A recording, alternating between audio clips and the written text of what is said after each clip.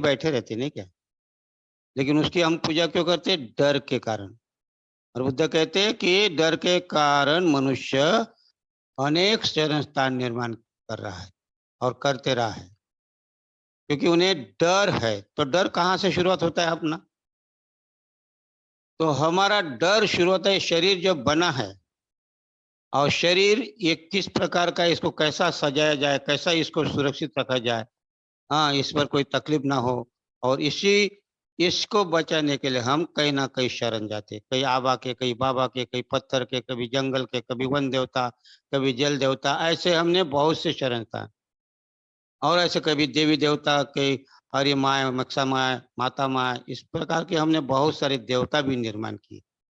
क्यों किए? क्योंकि हम अपने शरीर के बारे में जानते नहीं। और इसलिए गोरखनाथ जी कहते हैं, क्या कहते हैं गोरखनाथ जी? पहले घट आरंभ, पहले घट आरंभ, फिर परिचा, फिर नाशपति। तो पहले घट, तो ये घट माने शरीर। हाँ, हमने पिछले बार देखा था, ये शरीर जो है, ये शरीर को हम कच्चे मड़के की तरह शरीर है हमारा। ये कब क्या होगा पता नहीं, कब फूट जाएगा पता नहीं। मनुष्य का जीवन भी ऐसे ही है। हम आज अभी यहाँ बात कर रहे बैठे, कल का हमें पता नहीं कब क्या होगा, और डरे हुए हैं। इसके बावजूद भी हमें सच्चाई से हम दूर रहते, इसके बावजूद हम क्या करते हैं? हम इसको समझ नहीं पाते शरीर का राज क्या है, और फिर हम अहंकार में चले जाते।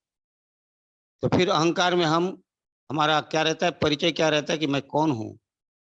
मैं डॉक्टर हूँ, मैं इंजीनियर हूँ, और इसी के चक्कर में रहते हैं। उनको ये जो घड़े की स्थिति जो है, गोरखनाथ जी कहते, क्या कहते हैं कि ये घड़े की स्थिति मालूम नहीं है, और हम अपना परिचय बना लेते, क्योंकि अहंकार।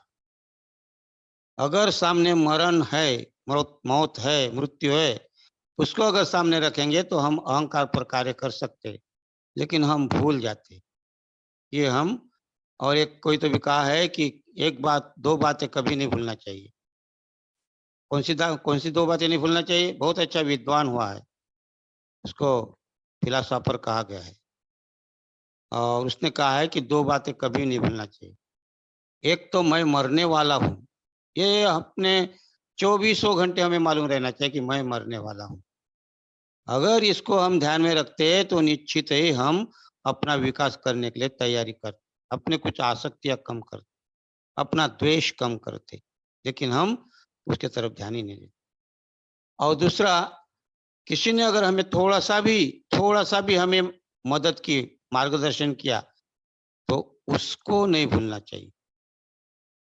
दो बातें हमें नहीं भूलना चाहिए, तो मरने वाला हूँ, और दूसरी बात, किसी ने अगर हमें मदद की है, अगर किसी ने रास्ता भी दिखाया है, तो वो नहीं भूलना चाहिए। तो इसलिए यहाँ हम मरने की तरफ ध्यान ही नहीं, जब भी मालूम रहती 24 घंटे में हम मरने के बारे में बोले तो अरे ये क्या मरने की बात कर, क्या मरने की बात कर।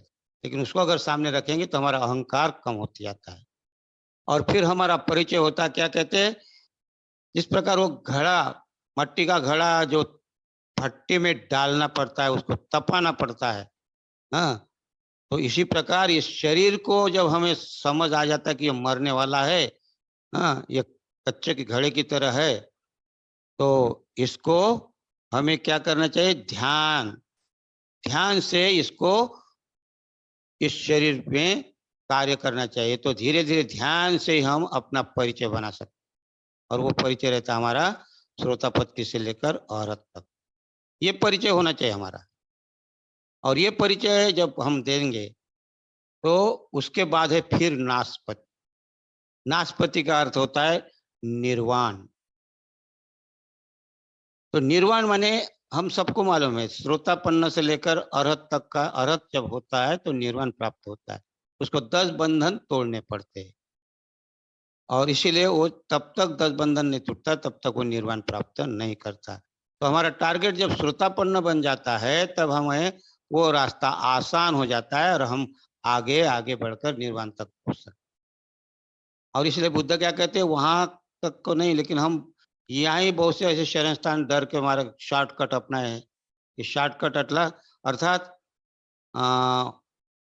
क्या कहते हैं कि वोट चाटने से पेट नहीं भरता। तो इसी प्रकार हमें यहाँ ध्यान रखना है कि हमें आचरण अगर करेंगे धीरे धीरे धीरे धीरे, तभी हम उस गति को। और ये गोरखनाथ जी ये कहाँ से आए, तो बहुत सारा सवाल है। तो पिछले बार भी हमने कहा था कि वज्रयान के बारे में हम थोड़ा सा बताएंगे। तो बुद्ध ने सबसे पहले जो धम्म चक्र प्रवर्तन किया था, वह किया था सारनाथ में। और वो धम्म चक्र प्रवर्तन में बुद्ध ने जो शिक्षा दी थी, प्रवचन के माध्यम से शिक्षा दी, और धीरे धीरे उनको अरहत तक ले गए पंचवर्गीय भिक्षु। उसके बाद में और छठवें यश नाम के एक श्रेष्ठी पुत्र आए, उनको भी अरहत बना दिया, अर्थात अरहत हो गए। उनको खोजने के लिए 4 मित्र आ गए, बुद्ध के संपर्क में आ गए, वो भी बुद्धत्व प्राप्त किया, अर्थात अरहत्व प्राप्त करना। और उसके बाद में उनको जो 5 ये जो शेष और उनके 4 मित्र, ये 5 जो मित्र थे, उनको खोजने के लिए उनके 50 मित्र आए। खोजने के लिए नहीं, उनको ले जाने के लिए आए थे कि हम इनको लेके जाना है। ये क्या लगाया उन्होंने, कहाँ कहाँ जाकर बैठे, इनको घर वापस ले जाने के लिए वहां से आए। लेकिन ऐसा कहते हैं कि वो 50 जो मित्र आए थे वो भी अरहत हो गए। अर्थात बुद्ध का प्रभाव देखिए कितना बड़ा होगा उस समय। और उनको अरहतों की शिक्षा दी थी। अर्थात अरहत मतलब, अभी हम बहुत दूर तक आ गए हैं, आपको सुनने वाले बहुत लोग अभी अच्छा समझ रहे हैं, बहुत सारे अच्छे प्रवचन होते हैं यहाँ, अच्छे शिविर होते हैं। तो हम थोड़ा सा आगे बढ़ते हैं। तो अरहत का अर्थ ये होता है कि ये शरीर का अब दोबारा निर्माण नहीं होना। अर्थात अभी तक जो था, तो अरहत का मतलब क्या होता है कि अभी ये फिर से जन्म नहीं ले सकता, इसकी सारी कड़ियां तोड़ दी। बुद्ध कहते ना, अनेक जाति संसारं संधि विसंग अनिविसंग गकारकं गवे संतो दुख जाति पुनः पुनः। हाँ, गकारकं दिठोसी पुनः गेहंग न कासी। फिर से अभी तू इसको जोड़ नहीं सकता। बुद्ध कहते अब तेरी सारी कड़ियां टूट गई है, बिखर गई है, दोबारा जुड़ नहीं सकती। तो अरहत का अर्थ होता है कि अब फिर से दोबारा जुड़ने वाली नहीं है, अर्थात जन्म होने वाला नहीं है। ये शिक्षा बुद्ध ने 60 लोगों को दिया, अरहत्व प्राप्त किया, अर्थात उनका शरीर दोबारा अब जुड़ने वाला नहीं था। लेकिन लेकिन बुद्ध यही नहीं रुके। ये तो पहला पड़ाव था बुद्ध का, अरहत बनाने का। अरहत अगर बने और वो जो ये शरीर के बाद में दोबारा नहीं आना, मतलब उनका वो अपना ही सीमित था। तो बुद्ध को लगा कि ये तो औरत होने के बाद अपना ही भला करेंगे, दूसरों का भला कहाँ कर सकेंगे। तो बुद्ध उन 60 लोगों को राजगृह के गृद्धकुट पर्वत पर ले जाकर बोधिसत्व यान की शिक्षा दी। और बोधिसत्व यान की शिक्षा अर्थात उनको कहा कि तुम अभी औरत तो हो गए हो, लेकिन अगर आप तुम यहाँ रुकते हैं और बोधिसत्व अर्थात तुम्हें जैसा मैं सम्यक संबुद्ध हूं, उस प्रकार तुम भी सम्यक संबुद्ध बन सकते हो। और इसीलिए तुम अपना भी विकास के साथ साथ औरों का विकास करने के लिए कार्य कर सकते हो, मदद कर सकते हो। तो आपका भी विकास नहीं करना है, मतलब अपन भले हो गए बस शांत हो गए, ऐसा नहीं। आप जिस प्रकार शांति प्राप्त की, ऐसी दूसरों को भी शांति प्राप्त करने के लिए मदद कर सकते हो, आपके अनुभव उनको शेयर कर सकते हो। और उसको कहा है बोधिसत्व, अर्थात अपने साथ साथ दूसरों को भी विकसित करने के लिए। और ऐसा कहते कि दूसरी शिक्षा जो है बोधिसत्व यान की, यहाँ कहा है कि तुम अब निर्वाण तक प्राप्त तो कर सकते, लेकिन वो खाली दरवाजे तक खड़े, उम्बर अट्ठा जो दरवाजे की दहली के अंदर पैर नहीं रखा, उन्होंने निर्वाण को रोक दिया। और वहां निर्वाण रोककर वो बोधिसत्व का कार्य करे, भले ही मैं हमें और भी जन्म ले सके, लेना पड़े तो भी कोई बात नहीं, हम यहाँ से फिर से धम्म प्रचारक बनकर काम कार्य करें। और फिर वो निर्वाण के बाद निर्वाण वहां रोक देते हैं। और बोधिसत्व यान पर सवार हो जाते। अर्थात हमें भी बोधिसत्व अर्थात लोगों को जिस प्रकार हम यहाँ तक पहुंचे निर्वाण तक, दूसरों को भी निर्वाण तक पहुंचाने के लिए मदद करने के लिए तैयार होते हैं। इसको कहते हैं बोधिसत्व यान। और ये भी शिक्षा उन्होंने बुद्ध ने वहां दी। तो ये शिक्षा भी चलती रही, बहुत दिन तक चलती रही। ऐसा कहते कि वो बुद्ध के महापरिनिर्वाण के 8 वर्ष के पहले फिर और एक बार उन्होंने ऐसा सम्मेलन लिया और वहां और मजेदार शिक्षा दी थी बोधिसत्व के लिए। तो बुद्ध को लगा कि ये जो हम ध्यान से बोधिसत्व यान है, बोधिसत्व है या अरहत है, अरहत तक कोई जिसको ऐसा लगता है कि अरहत तो प्राप्त करना कर सकते, वहां स्वतंत्र है। अगर आपकी इच्छा है तो आप बोधिसत्व बन सकते, अगर नहीं तो आप अरहत करके फिर से आपका जन्म नहीं हो पाएगा, मतलब ऐसा कर सकते आप। लेकिन अगर आपको लगता है कि मैं बोधिसत्व बनकर लोगों को सेवा करूंगा तो आपको फिर वो पारमिता को प्राप्त करना पड़ता, जो पारमिता जिसको कहा गया है। तो यहाँ के बावजूद भी बुद्ध को लगा, क्या लगा कि अगर ये दो शिक्षा के बाद भी बोधिसत्व भी है, बुद्ध अरहत भी बनेंगे, लेकिन ये प्रवचन के माध्यम से या सिंबॉलिक के माध्यम से, संकेत के माध्यम से बुद्ध ने धम्म को बताया। लेकिन बुद्ध को फिर न जाने और क्या सूझी, तो उन्होंने लगा कि ये ध्यान परंपरा रहनी चाहिए। अगर ध्यान परंपरा सेपरेट अगर रही तो ध्यान परंपरा, अगर मान लो कल चल के ध्यान बोधिसत्व की ये परंपरा रही नहीं, टूट गई या अरहत भी नहीं रहे, तो फिर कैसा करेंगे? तो ध्यान परंपरा कायम रहना चाहिए। इसीलिए बुद्ध ने एक शिक्षा दी और वो है साइलेंस, इसको कहते चुप्पी। और वो शिक्षा दी थी महाकाश्यप। आपने सुना होगा ना वो महाकाश्यप का किस्सा कि एक दिन बुद्ध प्रवचन के समय हाथ में एक कमल पुष्प लेकर आए और वो कमल पुष्प को देख रहे और अपने सामने बैठे हुए भिक्षुओं को देख, और उस समय भिक्षुओं को देख रहे, कमल पुष्पों को देख रहे, और भिक्षु को लगने लगा, सभी भिक्षुओं को, अरे बुद्ध भी क्या बताने वाले, बुद्ध भी क्या बताने वाले। लेकिन बुद्ध कोई बताने के लिए तैयार नहीं, बस फूल को देख रहे थे और अपने शिष्य समुदाय को देख रहे थे। और ऐसे में एक शिष्य बहुत जोर से खिलखिलाकर हंसा, और जब वो हंसा तो सारी की सारी नजर उस भिक्षु की तरफ पड़ी। और जब भिक्षु की तरफ पड़ी तो भिक्षु का नाम था महाकश्यप। और बुद्ध ने फिर भिक्षु को महाकश्यप को अपने तरफ इशारे से बुलाया और उन दोनों की आंखों में आंखें डाले दोनों ने, और बुद्ध ने क्या संदेश दिया उनको आंखों में बिना बोले। और बुद्ध ने ये संदेश दिया है और उनको ये पुष्प दे दी।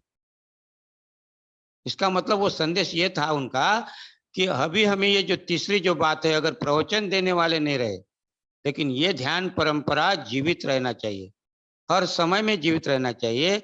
और इसीलिए उनको ये ध्यान परंपरा का उनको ये मैं तुमको सौंप रहा हूँ, ये तुमको आगे बढ़ाना है। जब आप चले जाएंगे तब इस प्रकार ये परंपरा आप चालू रखना। इस प्रकार महाकाश्यप को फूल देकर उन्होंने ये जो संपदा थी अपनी, वो उनको ध्यान संपदा सौंपी। और महाकाश्यप के बारे में आपको मालूम है क्या कहते हैं? महाकाश्यप के बारे में उसको अवधूतिपाद कहते हैं। ध्यान में बहुत निपुण थे वो, और बुद्ध के पास आने के पहले भी वो ध्यान साधना करते थे। ये बहुत महान महाकाश्यप थे। महाकाश्यप उन्होंने अपना अच्छा चिवर था, बुद्ध को दान दे दिया था, और बुद्ध ने अपना चिवर उनको दान दे दिया था। इनकी इतनी प्रगाढ़ अंदर से समझ थी। और महाकाश्यप अवधूतिपाद ने, आपने धुतांग नाम सुना है क्या? मैं आपको धुतांग के बारे में कुछ नहीं बताऊंगा क्योंकि आप पढ़ो कि आप बौद्ध बने हो, और आपको बताता हूं विशुद्धि मार्ग में पढ़ना धुतांग। तो ये धुतांग में निपुण थे। कौन? महाकाश्यप। 13 धुतांग है, और 13 धुतांग में से कोई ना कोई धुतांग, एक धुतांग ही अगर आप अपने आप में एक धुतांग निर्माण करते हैं, तो वो धुतांगधारी कहते हैं उसको। और ये महाकाश्यप उसमें निपुण थे। अब धुतांग बोले तो थोड़ा सा आपको ऐसा लगेगा नहीं कि अरे कहाँ से धुतांग आ गया। तो धुतांग की मैं परिभाषा बताता हूँ थोड़ा सा, लेकिन आप विशुद्ध मार्ग बुद्ध घोष ने लिखा हुआ है शील समाधि प्रज्ञा, उसमें धुतांग आते हैं, आप जरूर पढ़िएगा उसको। लेकिन मैं आपको थोड़ा सा हिंट देता हूँ कि धुतांग, क्योंकि कुछ बातें उसमें भी नहीं होती और पल्ले भी नहीं पड़ेगी, बहुत कठिन है। और कठिन है करके आपको मैं कह रहा हूँ कि पढ़ो, क्योंकि अगर इजी होता तो मैं बता देता ना आप। इतना सोपा नहीं है, इसलिए मैं नहीं बता सकता आपको। कठिन है, पढ़िए आप। खाली उसको ऐसा कहते हैं कि धुतांग, ऐसे 13 में से एक धुतांग है पाशुकुलियांग। पाशुकुलियांग का अर्थ ये होता है कि वो उसमें निपुण, वो चिथड़े पहनकर रहेगा, कपड़े के नाम से कुछ भी नहीं पहनेगा, वो चिथड़े पहनता। जैसे संत गाड़गे महाराज, अगर आपने नाम सुना होगा संत गाड़गे महाराज, ये धुतांगधारी थे। और उन्होंने अपने, उनके ठिगर लगे थे, उनके कपड़े में छेदे थे, हाँ, कभी कभी जोड़ कर लगाए थे, चिथड़े पहनते थे, उसको कहते थे धुतांग। और इसीलिए वो ध्यान साधना से उन्होंने धुतांग उसने प्रयत्न करके धुतांगधारी हो गए थे। इस प्रकार ये कोई भी इसमें धुतांग में एक धुतांग अपना लेते, चुनाव करते हैं और उसका वो आचरण करते हैं और उसमें निपुण हो जाते हैं। तो इस प्रकार ये धुतांगधारी महाकाश्यप भी थे। और इसीलिए बुद्ध ने वो ध्यान परंपरा दी, और ये ध्यान परंपरा आगे चलकर वज्रयान के नाम से प्रसिद्ध हुई। वज्रयान जिसको कहते हैं, जो कहते हैं ना महायान, महायान से वज्रयान निकला, वज्रयान है ना। तो वज्रयान की परंपरा अर्थात ध्यान परंपरा। यहाँ खाली आपको मालूम है अभी जो अभी तो आजकल तो बस ऐसे ही बिना इंटरव्यू के पास हो जाते, इंटरव्यू देने की जरूरत नहीं पड़ती आजकल। ये आज तो भ्रष्टाचार बहुत हो गया। हाँ, आज तो सचिव जो भी है या आईएएस ऑफिसर जो जज है वो अपने आप बन रहे हैं, उनको कोई इंटरव्यू की जरूरत नहीं पड़ती आजकल। हाँ, जिसकी लाठी उसकी भैंस की तरह चल रहा है काम। हमारे आदमी रहना चाहिए, दूसरे आदमी नहीं। लेकिन ऐसा था पहले कि किसी का भी इंटरव्यू के बगैर, इंटरव्यू जरूरी था, इंटरव्यू में अगर पास होते थे उसका ही सिलेक्शन होता था। आपने अगर, हमने हमारे जमाने में देखा, उस समय इंटरव्यू में पास अगर नहीं हुए तो उसको नौकरी नहीं मिलती थी या कॉलेज में परमिशन नहीं मिलती थी। इंटरव्यू महत्वपूर्ण थी, उससे उनका माफ हो जाता था। उनकी जिसको हम कहते हैं कि वो उसकी एक परीक्षा थी वो, और इसके कारण उसमें पास होना जरूर था। तो ये इंटरव्यू की परंपरा कहाँ से आई? ये इंटरव्यू की परंपरा महाकाश्यप से आई। महाकाश्यप को फूल दिया, ये इंटरव्यू था, और उस इंटरव्यू में वो पास हो गए और उनको ये संपदा सौंप दी बुद्ध ने। और यही परंपरा फिर बाद में जैन परंपरा के नाम से हम देखते हैं कि वहां उनको परीक्षा देना पड़ता था। अगर किसी को उत्तराधिकारी बनाना था, अगर कोई बौद्ध भिक्षु, कोई वो उत्तराधिकारी, इसके बाद में ये जाने के बाद कौन रहेगा, तो उनको परीक्षा देनी होती थी। और वो परीक्षा में जो पास हो जाता उसको वहां का उत्तराधिकारी वो निपुण समझकर उनको दिया जाता था। और इस प्रकार ये परंपरा इंटरव्यू के रूप में आज तक हमारे भारत में चलती आ रही थी। भारत में ही नहीं, संपूर्ण विश्व में यही एडॉप्ट किया था कि इंटरव्यू बगैर कोई पास नहीं हो सकता था। एक प्रकार की इंटरव्यू थी। उदाहरण के लिए आपको एक आधा उदाहरण देता हूँ। जैन परंपरा में कैसी इंटरव्यू लेते थे? 10 शिष्य है, 10 शिष्य को एक कागज और एक पेन दे दिया और उनको कहा कि इसमें गाय घास खा रही दिखा दो। गाय और घास का जो है आप उसको चित्र बनाकर, आप क्या बनाते, गाय घास खाते, ऐसा इस प्रकार का आप बनाकर दे दो। तो 10 में से 9 लोगों ने घास बनाया, गाय बनाई, गाय घास खाते दिखाई, आधा घास आधा खेत के घास खाया दिखाया, गाय थोड़ी सी उससे निकल निकल रही वही दिखाई। और इस प्रकार 9 लोगों ने दिखाया। एक शिष्य ने क्या किया, वो कोरा ही रख दिया, उसमें बनाए नहीं, कुछ भी चित्र नहीं बना। फिर 9 लोगों की परीक्षा लिए तो बोले ये कैसा बना है, तो बोले इसमें आधा घास खाकर चले गई। किसी को गाय घास खा रही, गाय और घास दिखा दिया, और किसी को गाय घास खाते बाहर से आ रही घास खाने के लिए, और इस प्रकार के गाय दिखा रही अभी घास खा रही जा रही है। इस प्रकार 9 लोगों ने दिखाया, लेकिन एक ने क्या किया, कोरा का कोरा रख दिया। उनको पूछा तूने क्यों कोरा रख दिया, तूने क्या इसमें इसमें कुछ बनाया क्यों नहीं? क्या बनाऊं भंते जी, क्या बनाऊं भंते जी? बोले क्यों? वो तो गाय घास खाकर चली गई, घास भी गायब हो गया, गाय भी गायब, तो मैं क्या बनाऊं? और वो पास हो गया। इस प्रकार की इंटरव्यू लेते थे उस समय। तो कहने का मतलब ये इंटरव्यू की परंपरा, ये जैन परंपरा में, ध्यान परंपरा में, वज्रयान में चलती आ रही थी। और जब तक ये परंपरा चालू नहीं होती थी, उनको वहां अपने ध्यान के लायक है कि नहीं, ये उनको देखते थे। इस पर बहुत सारे जैन परंपरा के उदाहरण देखेंगे तो इंटरव्यू बगैर उनको प्रवेश नहीं था। और आज भी हम देखते हमारे जमाने में, मैं जब पढ़ता था उस समय बिना इंटरव्यू से मुझे प्रवेश नहीं मिला। या आप भी कुछ लोग अगर पुराने होंगे तो इंटरव्यू देना पड़ता। आजकल इंटरव्यू का कोई वैल्यू नहीं रहा। इंटरव्यू होती है लेकिन वो खाली फॉर्मेलिटी निभाने के लिए होती है। वो तो अंदर से पैसा चलता है, बाहर से दिखावा होता है, तो वो उसमें इसीलिए सारे देखेंगे तो निर्णय क्या है, हाई कोर्ट में जो लोग बैठे हैं वो निर्णय अपने हिसाब से देते, क्योंकि उन्होंने तो इंटरव्यू दिया ही नहीं ना। बुद्धि कहाँ से, तो एक ही तरफ बुद्धि चलेगी कि भ्रष्टाचार कैसा फैलाया जाए। हाँ, इसीलिए तो 5-4 जो जज थे उनको निकाल दिया गया, क्योंकि वो ईमानदार थे। एक जज को तो मार भी डाल दिया, हत्या कर डाली, और बोलते आत्महत्या की या हार्ट अटैक आ गया। इस प्रकार का ये भ्रष्टाचार हो रहा है, आप क्या कर सकते हैं इसमें? हाँ? आज सारा देखे हम माहौल तो बिना इंटरव्यू से हो रहा है। आज का जमाना बहुत उल्टा हो गया है। लेकिन अति जब होती है तो उसका सॉल्यूशन निकलता है। ओके, तो इंटरव्यू होती थी तो महाकाश्यप ने ये इंटरव्यू परंपरा वज्रयान की परंपरा लगाई। और वज्रयान से ही मैंने कहा था आपको पिछले बार भी कि वज्रयान से ही जो संत कबीर है, हाँ, संत तुकाराम महाराज है, संत चोखोबा है, संत गाड़गे महाराज है, संत रोहिदास जी है, रैदास जिनको कहते हैं, संत घासीदास बाबा है। ये जो संत है सही मायने से ये सही खरे सचमुच सही में संत है ये। वैसे बहुत सारे आप ढोंगी सोंगी को संत नहीं कह सकते, जिन्होंने अपने उसमें निपुण हो गया है। अब संत कबीर के बारे में बोलेंगे ये कैसे धुतांग में आते। इन्होंने जो बात जो उन्होंने कही, तो बासी क्या कहते, उलट बासी। हाँ, उलट बासी बोलकर उन्होंने, उनका वही काम था कैसा बताना, लोगों को कैसा समझाने का। तो वो सीधे से नहीं समझाते थे। हाँ, जैसे कि उदाहरण के लिए एक दिन कबीर नहाने के लिए गए और उनके साथ उनकी बकरी थी।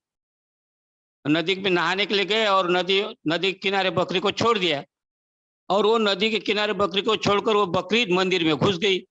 और मंदिर में जब पुजारी था तो वो आग बबूला हो गया और जाकर बोलता है कबीर तेरी बकरी देख मंदिर में घुस गई। हाँ, कैसा तू, कभी तू तो नास्तिक है, हाँ, तुम बकरी को देखने से मंदिर में घुस गई। तो संत कबीर क्या कहते हैं, बोलते पंडित जी, पुजारी जी, मंदिर में जानवर नहीं जाएंगे तो क्या आदमी जाएंगे, इंसान जाएंगे? मैं गया क्या आपके मंदिर में? तो मंदिर में ना कौन जाएंगे, जानवर ही जाएंगे। इस प्रकार की भाषा का उपयोग करते थे कुछ भूतांगधारी जो होते, उलट भाषा होते, किसी प्रकार कोई भी इस प्रकार का अपना एक भूतांग जो कहते हैं उसको। तो इस प्रकार ये वज्रयान यहाँ से फिर थोड़ा सा गड़बड़ हो गया बात।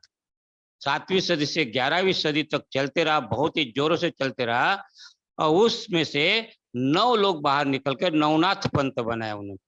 हाँ, नवनाथ पंथ कहके, लेकिन उनकी भाषा में फिर बाद में धीरे धीरे उनके जो दूसरे शिष्य आते गए, वो सही मायने से उनको भूलते गए, और भूलने के बाद में उनको उनका अर्थ समझ में नहीं आया, और अर्थ समझ में नहीं आने के कारण वो अभी जो हम देखते हैं ना, अपने जो आपके यूपी के अभी चुनकर आ गए, वो भी शायद एक नाथ पंथ का ही है, लेकिन कहाँ कहाँ से कहाँ तक गया।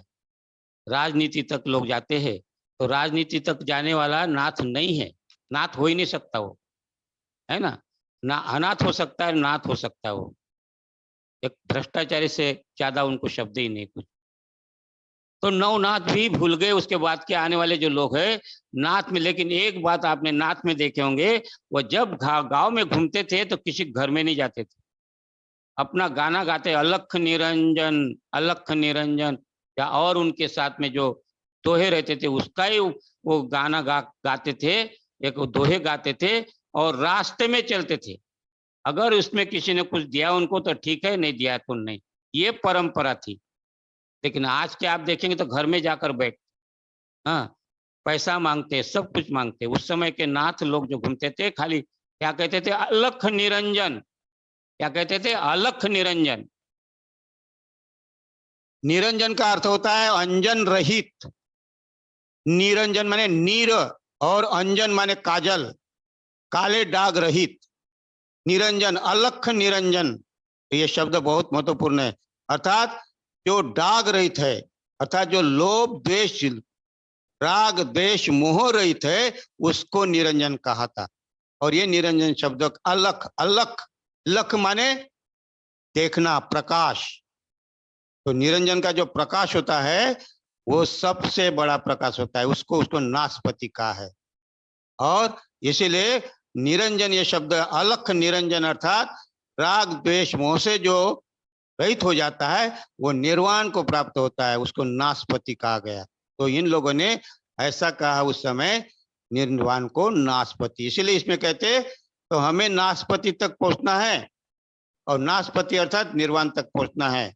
और निर्वाण तक पहुंचने के लिए हमें क्या करना पड़ेगा, हमें श्रोतापन्न से सकृतागामी, सकृतागामी से अनागामी, अनागामी से अरहत अर्थात निर्वाण प्राप्त करना पड़ेगा।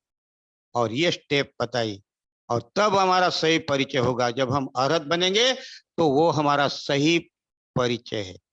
अर्थात श्रोतापन्न बनेंगे तो हमारा सही परिचय है कि हम श्रोतापन्न है, ये हमारा परिचय होना चाहिए। हाँ, अरहत का परिचय जब होता है तो पूर्णा नाम का एक जो भिक्षु है बुद्ध के पास आनंदी एकदम उत्साहित होकर बुद्ध के पास जाता है, और भगवान मैं सुपरांत देश में जाना चाहता हूँ प्रचार करने के लिए। बुद्ध कहते नहीं नहीं, वहां के लोग बड़े अच्छे नहीं हैं। लेकिन वो क्या कहता है, निरंजन अर्थात वो निर्वाण प्राप्त किया हुआ आदमी अपने अंदर से फुर्ती से कहता है कि मैं अमुक अमुक जगह में जाना चाहता हूँ और प्रचार करना चाहता हूँ। बुद्ध कहते वहां के लोग अच्छे नहीं है, खूंखार है, खतरनाक है, मारते हैं, हत्या करते हैं। तो बोलते कोई बात नहीं, मैं वहीं जाना चाहूंगा। हाँ, तो इस प्रकार अरहत की पहचान है। वो पहचान है कि अपने जैसी अरहत प्राप्त हुआ कि वो दौड़ कर जाता है। हाँ, पटाचारा या किसा गौतमी या धम्मदीना या उत्पल वर्णा या अंगुलीमाल, हाँ, ये लोग जो है जब अरहत प्राप्त करते तो ये उनका परिचय था। अंगुलीमाल का क्या परिचय था पहले, और वो अंगुलीमाल अरहत प्राप्त करता है। तो सही मायने से उनका कौन सा परिचय है, अरहत परिचय। सम्राट अशोक क्या था, चांडाल था, कहते लोग उनको चांडाल कहते थे, लेकिन उसने अपने आप को बदलना शुरू किया और आज प्रियदर्शी के नाम से ये परिचय है। प्रियदर्शी, भले ही लोग जो आलोचक होते हैं उनको चांडाल कहते होंगे, लेकिन उन्होंने जो अपना प्रयास करके वो अरहत तक अपना वो श्रोतापन्न पति फल प्राप्त तक चला गया। सम्राट अशोक एक इतना महान कार्य करके गया, वो प्रियदर्शी कहलाया। प्रियदर्शी ये उनका परिचय है। तो हमें भी ऐसा परिचय निर्माण कर, अगर हम ऐसा परिचय निर्माण करते हैं तो निश्चित ही हम आगे बढ़ सकते। तो वज्रयान से फिर बाद में धीरे धीरे मंत्रयान की तरफ जाता है, और मंत्रयान कैसा होता है वो हम अगले अगले चिंतन में देखेंगे, क्योंकि वज्रयान से मंत्रयान कैसा निर्माण होता है और वो हम अगली बार देखेंगे। आज वज्रयान से धुतांग तक हम गए। धुतांग को आप देखिए, अर्थात एक बात में निपुण होना। तो बहुत बहुत धन्यवाद आपका। तो आज हमें वही निर्वाण तक जाने के लिए हमें 3 बंधन कोई पहले तोड़ना पड़ेगा। तो हम 3 बंधन नहीं, हम हमारे सामने टारगेट रखेंगे आज के चिंतन में। तो आपने सुना, आपका बहुत बहुत धन्यवाद करता